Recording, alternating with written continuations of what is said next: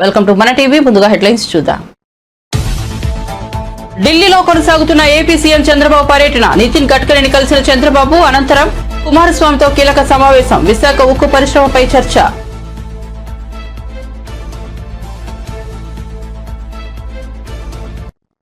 జగన్ పై Buddha Venkanna fire. ప్రజలు అల్లాడుతుంటే Jagan AC గదిలో కూర్చున్నారన్న బుద్ధా వెంకన్న. వరద బాధితులను చంద్రబాబు ఆదుకునే తీరు దేశానికి ఆదర్శమని వ్యాఖ్య.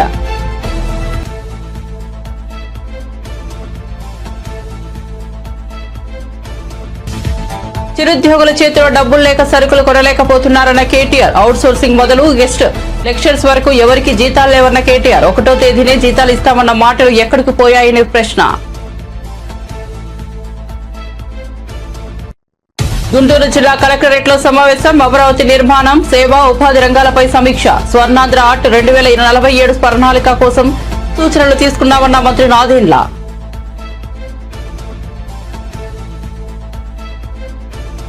ఇక వార్త వివరాల్లోకి వెళ్తే ఏపీ సీఎం చంద్రబాబు ఢిల్లీ పర్యటన కొనసాగుతోంది. చంద్రబాబు కేంద్ర రోడ్డు రవాణా రహదారుల శాఖ మంత్రి నితిన్ గడ్కరీతో సమావేశమయ్యారు.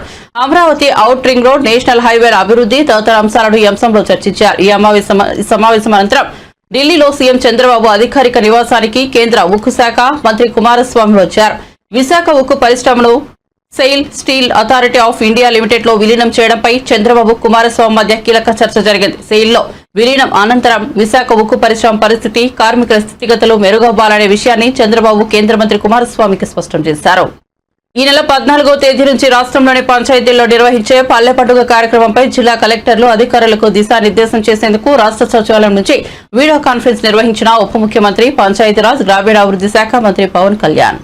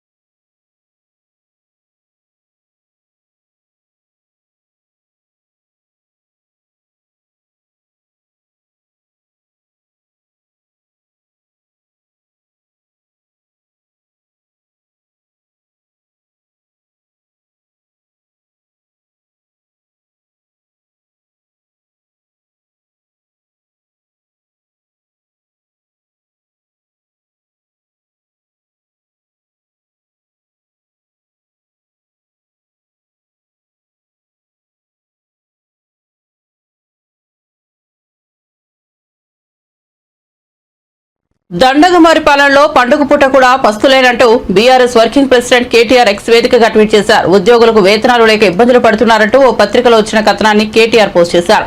ఈ సందర్భంగా ఆయన దసరా దగ్గరకు వచ్చినప్పటికీ ఉద్యోగుల చేతిలో డబ్బులు లేక సరుకులు కొనుగోలు చేయలేకపోతున్నారని రాసుకొచ్చారు. కాంట్రాక్ట్ అవుట్ సోర్సింగ్ సిబ్బందికి 5-6 నెలలుగా జీతాలు లేవు. పంచాయతీ కార్మికులు, మున్సిపాలిటీ కార్మికులు, ఆసుపత్రి సిబ్బంది, హాస్టల్ వర్కర్స్, గెస్ట్ లెక్చర్స్ ప్రతి శాఖలను వేతనాలు లేక చిరుద్యోగులు విలువిల్లాడుతున్నారని పేర్కొన్నారు. కుటుంబాలకు నెట్టుకు రావడానికి అప్పులు చేసి నానా తిప్పలు పడుతున్నారని రాసుకొచ్చారు.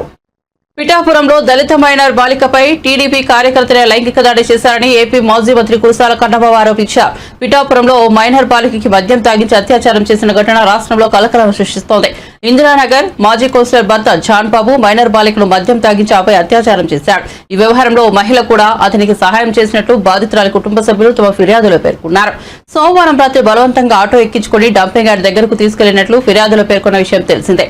అనంతరం బాలికను ఆటోలో తరలిస్తుండగా గ్రామస్తులు పట్టుకున్నారు. కార్యక్రమం చేయట్లేదని చెప్పి మేము అడుగుతున్నాం. అంటే పోలీసులు ఈ ఒత్తిడి మధ్య ఉన్నారా, లేకపోతే వాళ్ళకి ఏమైనా పెద్ద జరిగినా కూడా పట్టించుకోవద్దనే ఆదేశాలు వస్తూ ఉన్నాయా? ఎందుకు ఇంత నిర్లక్ష్యంగా వ్యవహరిస్తున్నారు? ఎందుకు ఇన్ని శాంతి భద్రతలకు సంబంధించిన విఘాతం కలిగే సంఘటనలు రోడ్డు మీదకి వస్తూ ఉన్నా, బయటకు వస్తూ ఉన్నా ఎందుకు మీకు నిమ్మకు నీరెత్తినట్టుగా ఉన్నారని మేము ప్రశ్నిస్తూ ఉన్నాం. వైఎస్ఆర్ పార్టీ అడుగుతుంది మిమ్మల్ని గట్టిగా, పోనీ ఒకటి కాతే మరొకటి వరుసగా ఇన్ని సంఘటనలు జరుగుతుంటే ఎందుకు మీరు స్పందించట్లేదు? ఎందుకు ఈ ప్రభుత్వం కఠినంగా ఉందనే ఒక మెసేజ్ని ఇవ్వలేకపోతూ ఉన్నారు? ఈ ప్రభుత్వం కఠినంగా ఉంది, శాంతి భద్రతల విషయంలో మేము ఎట్టి పరిస్థితుల్లో ఉపేక్షించం అనే ఒక మెసేజ్ని ఎందుకు ఇవ్వలేకపోతున్నారని అడుగుతున్నాను నేను. రోజుకి ఒక సంఘటన వెలుగు చూస్తూ ఉన్నాయి. ఎక్కడో చోట రోజు మహిళల మీద అత్యాచారాలు, దాడులు, హత్యలు జరుగుతూ ఉన్నాయి. గతంలో దిశ యాప్ని తీసుకొచ్చి ఎప్పటికప్పుడు ఇమీడియట్గా స్పాట్లో రెస్పాండ్ అయ్యే వ్యవస్థల్ని ఆనాటి ముఖ్యమంత్రి జగన్మోహన్ రెడ్డి గారు తీసుకొస్తే కేవలం మీ రాజకీయ అవసరాల కోసం, రాజకీయ దుర్బుద్ధితో వాటన్నిటిని కూడా మీరు ఎత్తేయడం జరిగింది. ఎన్నాళ్ళు ఈ విధంగా మీరు ప్రతిదీ రాజకీయ కోణంలో చూసి శాంతి భద్రతలను గాలికి వదిలేస్తారని అడుగుతున్నా.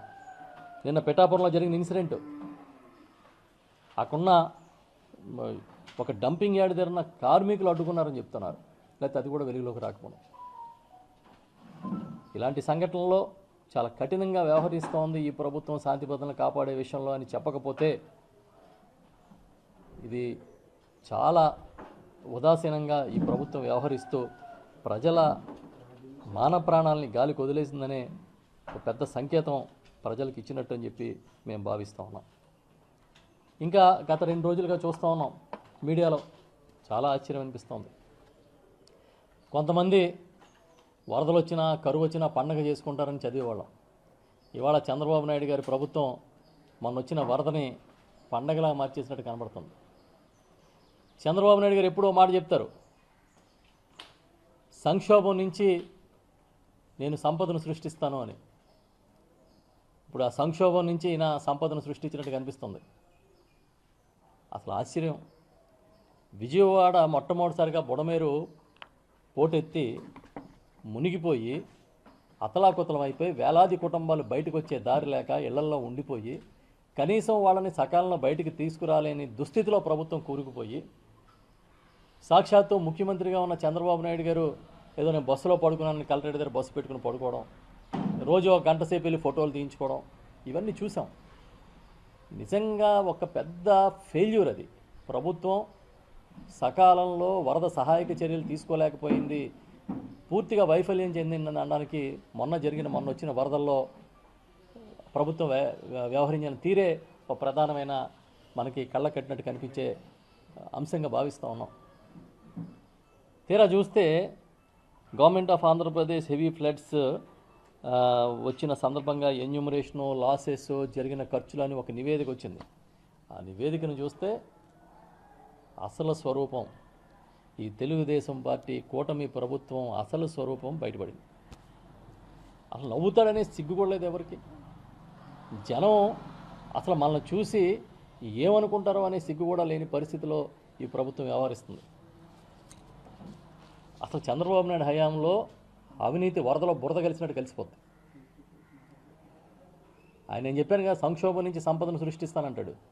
ఆ విధంగా ఏదన్నా వస్తే చాలు చందాలు వసూలు చేయడం, ఏదో వినాయక చవితి చందాలు వసూలు చేసినట్టు, దసరా చందాలు వసూలు చేసినట్టుగా వరద వచ్చిన వెంటనే కార్పొరేట్. ముఖ్యమంత్రి చంద్రబాబు వల్లే విజయవాడ ప్రజలు వరద వల్ల బయటపడ్డారని టీడీపీ నేత బుద్దా వెంకన్న అన్నారు. విపత్తు సమయంలో చంద్రబాబు ప్రతి ఇంటికి మంచినీరు, ఆహారం అందించారని చెప్పారు.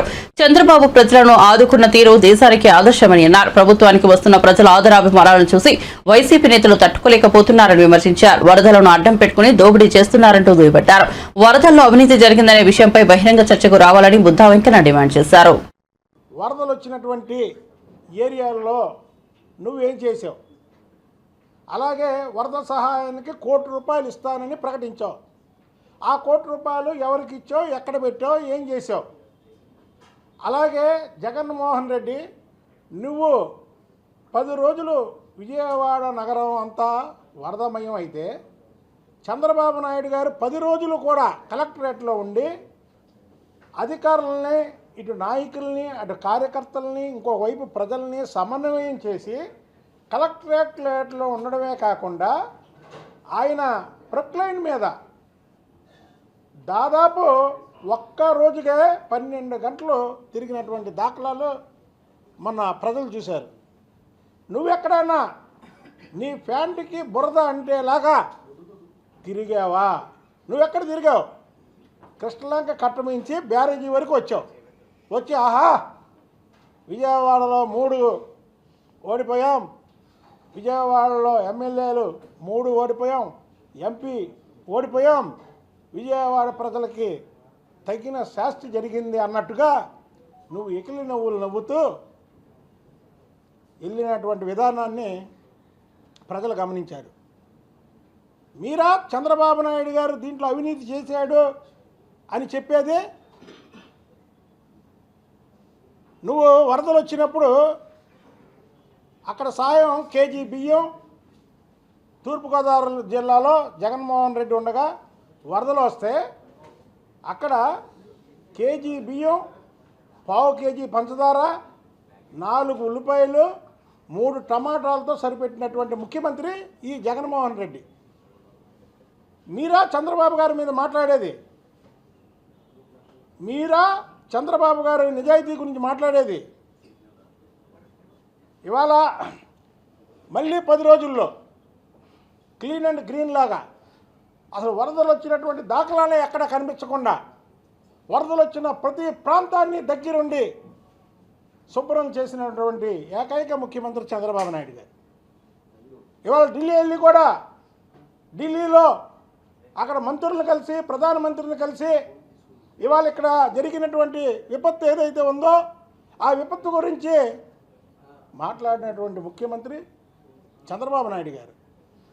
అసలు ఈ రాష్ట్రానికి 2019 నుంచి 2024 వరకు విపత్తు వచ్చింది. ఆ విపత్తు ఎవరంటే జగన్మోహన్ రెడ్డి రూపంలో ముఖ్యమంత్రిగా ఈ ఆంధ్రప్రదేశ్కి వచ్చింది. మీరా విపత్తుల గురించి మాట్లాడేది? చంద్రబాబు నాయుడు గారు విపత్తులు వచ్చినా సరే దాన్ని ఎదుర్కొనే సత్తా ఆయన దగ్గర ఉంది. మీరు ఇవాళ చంద్రబాబు నాయుడు గారు అందులో అవినీతి చేశాడు, అగ్గిపెట్టెలు కొన్నారు, కొవ్వొత్తులు కొన్నారు. ఏ ఒత్తులు కొన్నారా? ఎవరు చెప్పారు మీకు? జగన్మోహన్ రెడ్డి. ఇది కూటమి ప్రభుత్వం, అవినీతికి ఆస్కారం లేదు. ఇది జగన్మోహన్ రెడ్డి ప్రభుత్వం అనుకుంటున్నారా అవినీతి చేయడానికి? ఛాలెంజ్ చేయి, జగన్మోహన్ రెడ్డి నువ్వు రా, బయటికి రా. మా మంత్రులు ఎవరో నీ ఇష్టం వచ్చినటువంటి మంత్రి నీతో కూర్చుంటాడు. ఈ రాష్ట్రంలో అవినీతి గురించి మాట్లాడదాం. 2014 నుంచి కొత్తగా ఏర్పడినటువంటి రాష్ట్రం చంద్రబాబు నాయుడు గారు హయాం దగ్గర నుంచి మద్యం సేవించి వాహనాలు నడిపితే కఠిన చర్యలు తీసుకునేలా నిబంధనలు అమలు చేస్తామని మంత్రి పొన్నం ప్రభాకర్ స్పష్టం చేశారు. సచివాలయంలో కేంద్ర ప్రభుత్వం ప్రవేశపెట్టిన సారథి వాహన్ పోర్టల్ పై అధికారులతో సమీక్షా సమావేశం నిర్వహించారు. ఈ సందర్భంగా ఆయన మాట్లాడుతూ సారథి వాహన పోర్టల్లో తెలంగాణ రాష్ట్రం కూడా భాగస్వామి అయిందని తెలిపారు. ఈ మేరకు రాష్ట్ర ప్రభుత్వం జీవో నెంబర్ 28ను విడుదల చేసిందని అన్నారు. ఇందులో భాగంగా 12 నెలల వ్యవధిలో రాష్ట్ర వ్యాప్తంగా ఉన్న ఆర్టీఏ కార్యాలయాలను కంప్యూటరైజ్ చేశామని తెలిపారు. ప్రైవేటు వాహనాల వాలంటరీ స్క్రాపింగ్ పాలసీలో భాగంగా కొత్త వాహనాలు కొనుగోలు చేసేందుకు ట్యాక్స్ మినహాయింపును ఇస్తామని తెలిపారు. మేము కర్ణాటక, మహారాష్ట్ర పక్కన ఇతర రాష్ట్రాలు తిరిగిన తర్వాత అక్కడ ఏవైతే విధానాలు సేకరిస్తారో అటువంటి విధానాల ద్వారా ఈరోజు ఒక ప్రభుత్వం తరఫున దానికి కూడా ఒక జీవో తీసుకొచ్చినాం. అది కూడా ఒక ప్రభుత్వ ఆదేశంగా ఈరోజు ప్రజలకు ఉపయోగించే విధంగా దాన్ని పబ్లిక్ డొమైన్ తెస్తా ఉన్నాం.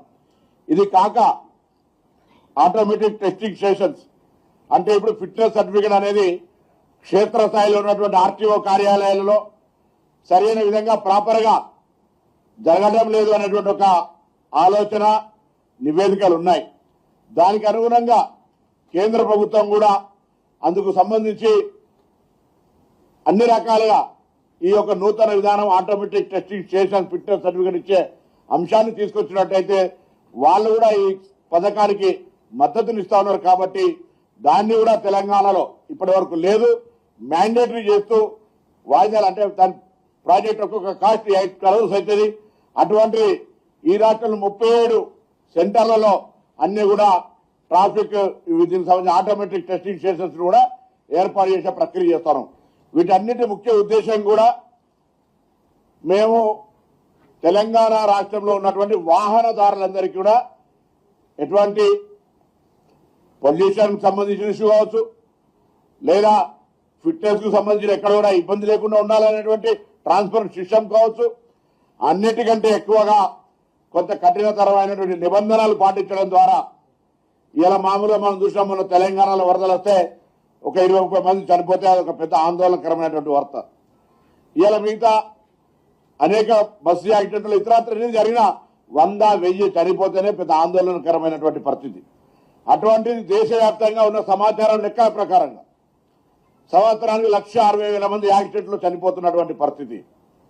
దాని మీద తెలంగాణ ప్రభుత్వం ప్రత్యేకించి ఒక శ్రద్ధ తీసుకొని మన రాష్ట్రంలో యాక్సిడెంట్లకు సంబంధించినటువంటి రేషియోను దానికి పూర్తిగా తగ్గించే విధంగా ప్రయత్నం చేయాలని అందుకు 3-4 నిర్ణయాలు తీసుకొని ఒకటేమో గౌరవ ముఖ్యమంత్రి గారు చైర్మన్గా అందరం కూడా మిగతా వాళ్ళందరం కూడా దానిలో భాగస్వాములై రోడ్ సేఫ్టీ అవేర్నెస్ రోడ్ సేఫ్టీకి సంబంధించిన సమావేశాలు పెట్టుకోవడం క్షేత్రస్థాయిలో ఎక్కడికైతే రోడ్డు నిర్మాణం యాక్సిడెంట్ ప్రోన్ ఏరియాస్ ఉన్నాయో వాటి అన్నిటిని ఐడెంటిఫై చేసి రెక్టిఫై చేయడం అది కాక డ్రైవింగ్ పట్ల డ్రైవింగ్ రూల్స్ పట్ల అవగాహన కలిగించడం దానికి సంబంధించి యునిసెఫ్ వాళ్ళ సహకారం కూడా తీసుకుంటా ఉన్నాం ప్రతి పాఠశాలలో కూడా రోడ్ సేఫ్టీ అవేర్నెస్ ఒక మ్యాప్స్ పెట్టాలని ఇప్పటికే విద్యాశాఖ ద్వారా కోరుతా ఉన్నాం మా డిపార్ట్మెంట్లో కూడా ప్రతి ట్రాన్స్పోర్ట్ డిపార్ట్మెంట్ తరఫున కూడా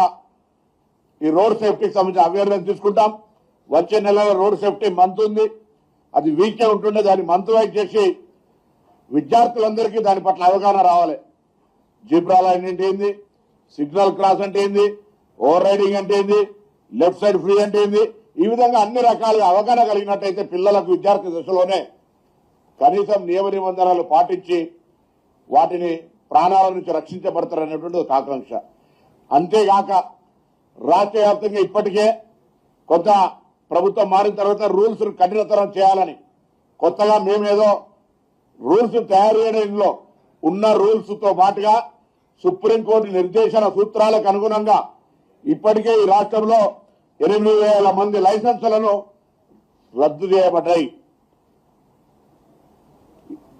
చాలా మందికి లైన్ క్రాస్ చేస్తానో లైన్ సిగ్నల్ బ్రేక్ చేస్తానో లేకపోతే ఓవర్ రైడ్ అంటే రకరకాల రూల్స్ కి అనుగుణంగా కాకుండా డ్రైవ్ చేసినట్టయితే యాక్సిడెంట్లు నిరోధించడానికి ఎవరి మీద వేధింపు కానీ ఇతరత్రా కానీ దయచేసి అనుకోవద్దు ప్రాణం పోతుంది ఆ ప్రాణం నుంచి రక్షించుకోవడానికి ఒక హైదరాబాద్ లో హైడ్రా కూల్చివేతల కారణంగా 1 లక్ష కోట్లకు పైగా ప్రజాధనం వృధా అయ్యే అవకాశం ఉందని మాజీ మంత్రి బీఆర్ఎస్ సీనియర్ నేత జగదీష్ రెడ్డి అన్నారు.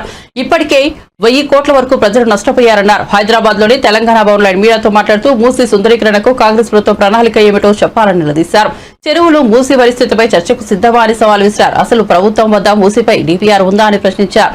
మూసీని హుసేన్ సాగర్ ను మురికి కూపంలా మార్చిందే కాంగ్రెస్ అని ఆరోపించారు. సుందరీకరణ అంటే ఇల్లు గుడిసెలు కూలగొట్టడం కాదన్నారు. మూసీలో కలిసే మురికి నీటిని కాలుష్యాన్ని ఆపడం సుందరీకరణ అంటారని చురకలందించారు. రేవంత్ రెడ్డి పిచ్చి కళలు గనకు చాలా మంది నియంత్రణ పోయినరు ఈ ప్రపంచంలో. ఇదే తెలంగాణలో ఆనాటి రజాకారులు ఊర్లను చంపి 100-200 మందిని ఒకే చోట చంపి బావులలో వేస్తే కూడా భయపడలే తెలంగాణ ప్రజలు, తెలంగాణ రైతాంగం.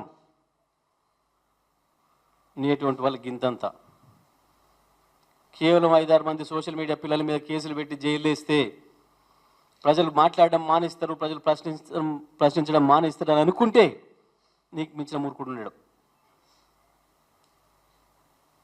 లక్షల కోట్ల గొంతులు ఉన్నాయి. ఇవాళ తెలంగాణలో ఎవరి ముందడి పోయి మైకి పెట్టి అడగమను, నీ గురించి వాళ్ళ మనసులో ఉన్న అభిప్రాయాలు ఏందో వింటే నువ్వేందో నీకు అర్థమవుతుంది. నీ కాకపోయినా నీ కుటుంబ సభ్యులకు అర్థమవుతుంది. ప్రజలు ఏం మాట్లాడుతున్నారు, ఎందుకు మాట్లాడుతున్నారు. పోలీసులు కూడా అత్యుత్సాహం ప్రదర్శిస్తున్నారు. పై స్థాయి అధికారులు కూడా జాగ్రత్తగా పనిచేయండి, చట్ట ప్రకారం పనిచేయండి, దెబ్బతింటారు. సోషల్ మీడియా పిల్లలకు లుకౌట్ నోటీస్లా. సిగ్గుండాలి కదా కొంచెం అన్నా. ఎయిర్పోర్ట్లో అరెస్టా? ఎందుకు భయపడుతున్నావు అంతగానో? అప్పుడే ఏమైంది? మొదలే కాలేదు కదా, ముందుంది కదా ముసలి పండగ. ఎందుకు వణికిపోతున్నావు రేవంత్ రెడ్డి? అప్పుడే ఒక 5-6 సోషల్ మీడియా పిల్లల్ని భయపెట్టంగానే ఈ ప్రపంచం ప్రశ్నించడం మానేస్తుందా? ఆపగలుగుతావా? ఏ ప్రచారాలు లేనాడు, ఏ ప్రసార మాధ్యమాలు లేనాడు ఉత్తరం రాసి పంపడానికి కూడా చదువురాని కాలం నాడు గప్పుడే భయపడలే మానవజాతి తిరుగుబాటు చేయడానికి. పెద్ద పెద్ద నియంత్రణని ఖతం చేసింది. ఈ తెలంగాణకు ఇంకా అంతకంటే గొప్ప చరిత్ర ఉంది. ఏ చదువురాని రైతాంగమే అద్భుతమైన ఆయుధాలు పట్టి నేతృత్వాన్ని కథం చేసింది. నువ్వేందో నీకు తాబేదారులైన పోలీసు అధికారులు ఒకరిద్దరు నువ్వు చెప్పింది ఆడుతున్నారు. 92వ వాయుసేన వార్షికోత్సవాన్ని పురస్కరించుకుని చెన్నైలో నిర్వహించిన వైమానిక విన్యాసాల సందర్శకులు మనసు దోచాయి. సామర్థ్యం, శక్తి, స్వాలంబన థీమ్తో ఈ విన్యాసాలు నిర్వహించారు. భారత వైమానిక దళం గరుడ్ కమాండోలు విన్యాసాలు నిర్వహించారు. వైడ్ సేవ chief air marshal Amardeep Singh, Tamil Nadu CM Stalin, ఉప ముఖ్యమంత్రి ఉదయనిధి స్టాలిన్, మంత్రులు, చెన్నై మేయర్ ప్రియా తదితరులు ఈ విన్యాసాలను తిలకించారు. వైమానిక ప్రదర్శనను తిలకించేందుకు వచ్చిన సందర్శకులతో మెరీనా బీచ్ కిక్కిరిసిపోయింది. బాలుడు బగబగలను కూడా లెక్క చేయకుండా గొడుగులు పట్టుకుని వాయుసేన పరాక్రమాన్ని కన్నులెప్ప వార్చకుండా చూశారు. 21 ఏళ్ల తర్వాత చెన్నైలో వైమానిక విన్యాసాలు జరగడం విశేషం.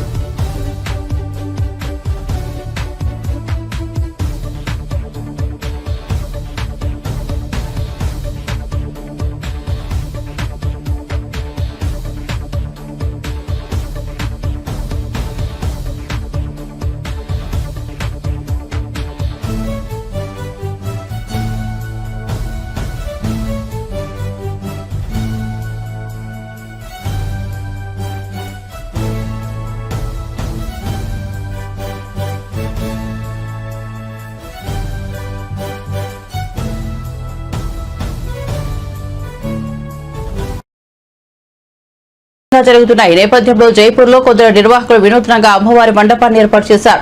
మాతా వైష్ణోదేవిని దర్శించుకున్న అనుభూతి భక్తులకు కలిగేలా దీన్ని రూపొందించారు. వైష్ణోదేవి ఆలయానికి వెళ్లాలనుకున్నా వెళ్లలేని భక్తులకు అమ్మవారి దర్శనం కల్పించాలనే ఉద్దేశంతో తాము ఇలా నమూనా ఆలయాన్ని ఏర్పాటు చేసినట్లు నిర్వాహకులు తెలిపారు. ఈ నమూనా ఆలయాన్ని చూసేందుకు రోజు సుమారు 10,000కు పైగా భక్తులు వస్తున్నట్లు వారు తెలిపారు. అసలు దేవాలయాన్ని తలపించేలా ఇక్కడ మంచు గుహలు ఉండేలా నమూనాను ఏర్పాటు చేసినట్లు వివరించారు.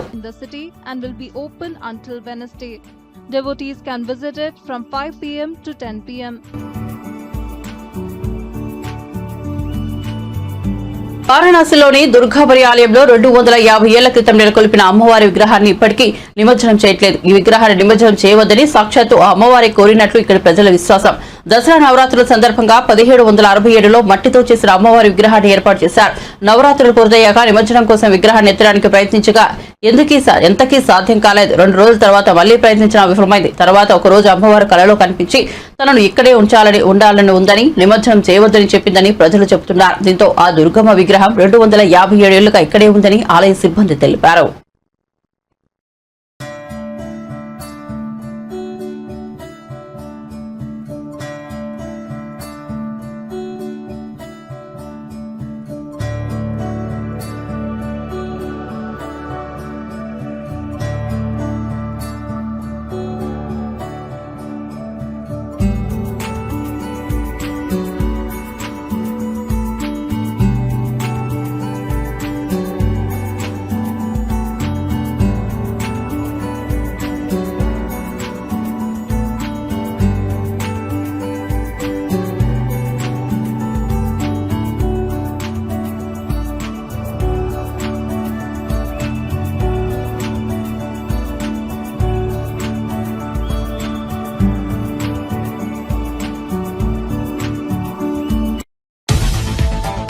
ఢిల్లీలో కొనసాగుతున్న ఏపీ సీఎం చంద్రబాబు పర్యటన. నితిన్ గడ్కరీని కలిసిన చంద్రబాబు అనంతరం కుమారస్వామితో కీలక సమావేశం. విశాఖ ఉక్కు పరిశ్రమపై చర్చ.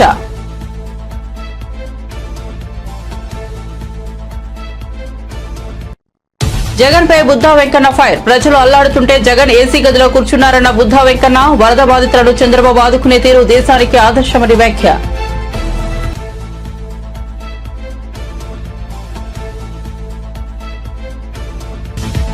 చిరుద్యోగుల చేతిలో డబ్బులు లేక సరుకులు కొనలేకపోతున్నారన్న కేటీఆర్. అవుట్ సోర్సింగ్ మొదలు గెస్ట్ లెక్చర్స్ వరకు ఎవరికి జీతాలు లేవన్న కేటీఆర్. 1వ తేదీనే జీతాలు ఇస్తామన్న మాటలు ఎక్కడికి పోయాయని ప్రశ్న. గుంటూరు జిల్లా కలెక్టరేట్ లో సమావేశం. అమరావతి నిర్మాణం, సేవా, ఉపాధి రంగాలపై సమీక్ష. స్వర్ణాంధ్ర ఆర్ట్ 2047 ప్రణాళిక కోసం సూచనలు తీసుకున్నామన్న మంత్రి నాదెండ్ల.